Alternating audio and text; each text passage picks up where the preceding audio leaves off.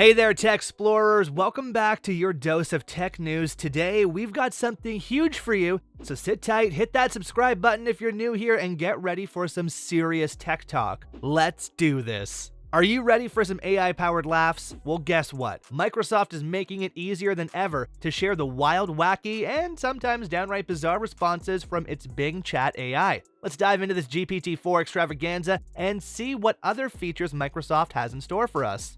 So Microsoft's Bing Chat, powered by GPT-4, is leveling up. They've added a share button so you can post the AI's responses straight to Facebook, Twitter, or Pinterest. No more screenshots, folks. It's like Microsoft saying, hey, we know our AI is a hot mess, but let's have some fun with it. In a recent blog post, Microsoft showed off this shiny new share button. Not only can you blast your AI encounters to your social media followers, but you can also generate a persistent link to the answer. That means your friends can join the party in a Bing Chat window and see the AI's response complete with citations. But wait, there's more. You can even follow up on someone else's answer. Just imagine the rabbit hole of AI-generated meal ideas and vegan alternatives you could explore. It's not just about sharing the fun, though. Microsoft's Bing Chat is also getting some performance upgrades. They're testing an optimization to improve performance in balanced mode. It's supposed to make Bing Chat respond faster, but our friends at The Verge didn't notice a huge difference. Maybe the AI just needs another coffee. So what does this optimization mean for us? Well, it could potentially lead to a smoother, more seamless conversation with our AI buddy. And who knows, maybe one day we'll be chatting with Bing Chat like we're talking to an old friend. That's the dream, right? And finally, good news for creative types. Microsoft has enhanced Bing Chat's contextual understanding. This update lets the AI absorb more context when you're using the creative tone, giving you a better, more coherent summary of large chunks of text. It's like the AI has been attending night classes to become a better listener.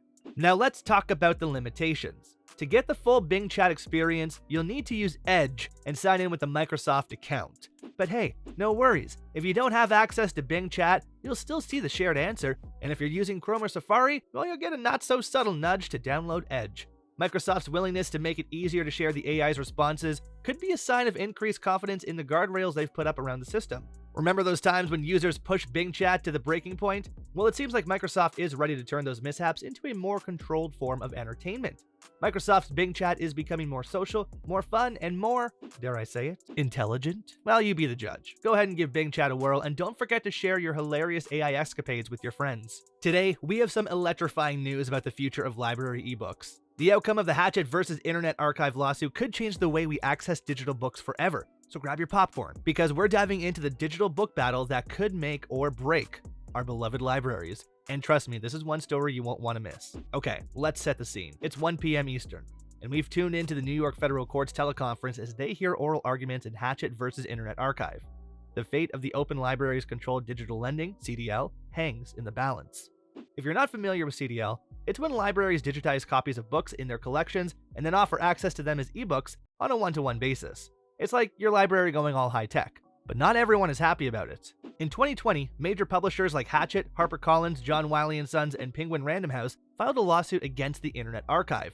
They claim the Open Library violated copyright law by allowing users to check out digitized copies of physical books, and they even went as far as calling it, quote, willful digital piracy on an industrial scale. Yikes! Now there's a lot at stake here. CDL gives libraries more control over ebook acquisition and distribution compared to services like Overdrive or Amazon's Kindle library program, which are controlled by publishers. If the court rules in favor of CDL, it could revolutionize the way we access library ebooks. But if the publisher wins, the future of library ebooks could become more restricted and expensive. But wait, there's more. As the case unfolds, the publishers are also arguing that the nonprofit Internet Archive isn't even a real library.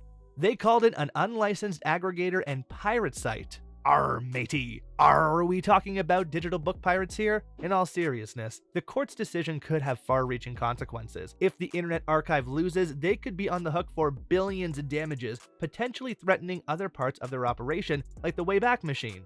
And you know we all love using the Wayback Machine to dig up embarrassing old websites. So what do you think? Will this lawsuit open the door for libraries to go full digital, or will it slam it shut and throw away the key?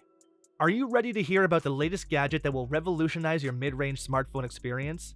Well, strap in, because Qualcomm just unveiled its brand new Snapdragon 7 Plus Gen 2 chipset, and it's got some killer features. Stick around to find out which brands are hopping on this beast of a chipset and how it'll give you a fantastic gaming and photography experience without breaking the bank. You know what they say, the best things in life come with a plus sign, right? Or maybe that's just what Qualcomm thinks with its new Snapdragon 7 Plus Gen 2 chipset. This bad boy will power a bunch of mid-range phones starting later this month, and brands like Wengui and Realme are already on board. So let's dive in and see what this chip's got under the hood. Sure, the Snapdragon 7 Plus Gen 2 might not be as powerful as its big brother, the Snapdragon 8 Gen 2, but it's got some serious upgrades over the Snapdragon 7 Gen 1. We're talking a whopping 50% performance improvement in the CPU department, with speeds reaching up to 2.91 GHz. Is it getting hot in here, or is it just these blazing fast speeds? And don't worry gamers, Qualcomm's got your back too. With double the GPU performance and a 13% bump in power efficiency, this chipset is going to bring your gaming experience to the next level. And did I mention AI Super Resolution? Well, now I did. It can upscale your game visuals and photos from 1080p all the way to 4K resolution. Take that, blurry pixels. But wait, there's more. Volumetric rendering adds stunning particle graphics like fog and smoke, while auto-variable rate shading optimizes performance and power by focusing on the content that really matters. And if you're an audiophile, get ready for lossless music streaming and lag-free gaming audio with Snapdragon Sound and Qualcomm aptX. As for you shutterbugs out there, this chipset supports photo captures up to 200 megapixels and HDR video capture. Say hello to your new favorite low-light photography buddy thanks to the 18-bit triple ISP support. And with the ability to capture 30 images and blend the best parts, you'll never have a dull, dark, or lackluster photo again. Let's talk connectivity. With 4G and 5G dual SIM support and download speeds of up to 4.4 gigabytes per second on a data network thanks to the new X62 5G modem, you'll be flying through cyberspace. And for the Wi-Fi lovers, this chipset enables download speeds of up to 3.6 gigabytes per second. Not too shabby, huh? The Snapdragon 7 Plus Gen 2 chipset is here to make mid-range phones an even more attractive option. Keep an eye out for those Wengui and Realme devices hitting the market soon. Have you heard about the billion-dollar scandal shaking up the social media world? No? Well, buckle up because today we're diving into the dramatic story of how a Chinese billionaire and a Trump-aligned social network got tangled in a web of fraud. Now let's get down to business. Remember Gettr, the so-called free speech alternative to Facebook and Twitter that launched in 2021? Well, things have taken a turn, as federal authorities have seized nearly $3 million from Gettr as part of a billion-dollar fraud investigation involving a Chinese billionaire named Guo Wengui, or as his friends call him, Miles Guo. Mr. Guo, an exiled Chinese dissident and a Trump supporter, is accused of defrauding thousands of people out of more than $1 billion through a complex web of investment schemes. And guess what? This web of deception has now entangled our favorite free speech platform, Gettr. As it turns out, Guo was an original investor in Gettr with nearly 900,000 followers. While Gettr's former CEO Jason Miller downplayed Guo's involvement, the indictment suggests otherwise, claiming Guo manipulated his online audience into investing millions into cryptocurrency and anti-CCP media scams. Talk about biting the hand that feeds you. So what does this mean for Gettr? Well, as part of the investigation, authorities seized a total of $634 million from 21 different bank accounts, and around $2.7 million of that money was held in a Gettr account. Ouch, that's gotta sting. Now, if you're wondering what Guo did with all that money, U.S. Attorney Damian Williams has some juicy details for us. Apparently, Guo bought for himself a 50,000 square foot mansion, a $3.5 million Ferrari, two $36,000 mattresses, because why not, and financed a $37 million luxury yacht. Talk about living the high life, am I right? Will this be the end of Gettr, or will they bounce back? Oh, and did you know that Apple VR is coming sooner than you think? Tap on this video up next to find out exactly when.